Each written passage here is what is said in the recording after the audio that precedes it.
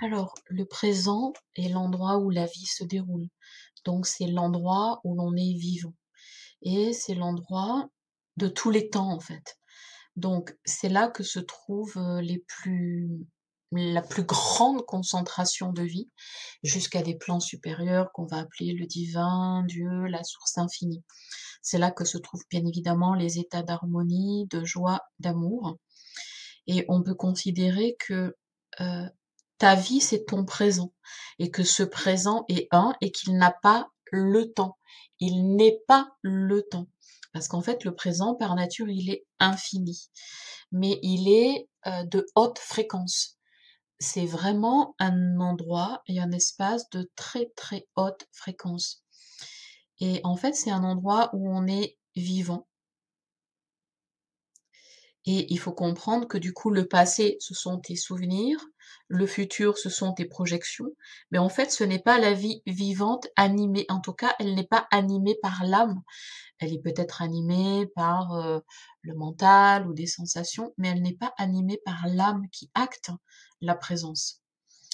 Et on parle actuellement beaucoup de s'éveiller, etc.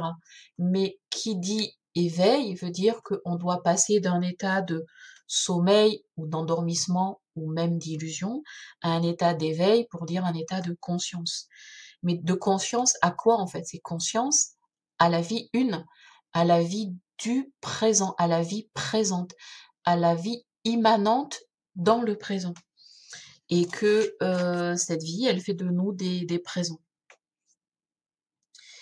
Et que quand tu es dans le présent, c'est comme si tu enlèves tous les voiles qui sont posés sur je dirais, la plus haute réalité, comme la plus haute marche, hein, c'est une métaphore, où se pose en fait la lumière, la conscience, la pleine vie, je dirais vraiment la pleine vie, où on va l'appeler Dieu aussi.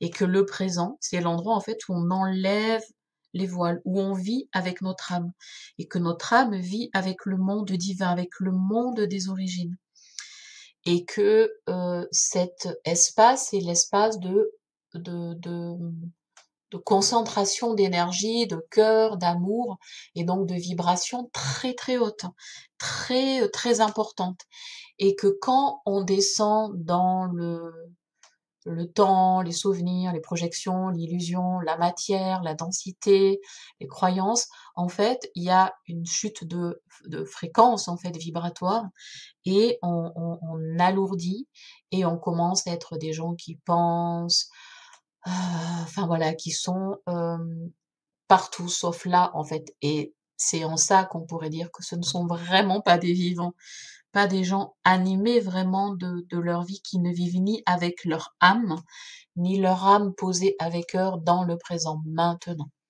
Et donc dans l'espace le plus élevé qui est le divin en eux, qui est la lumière en chacun.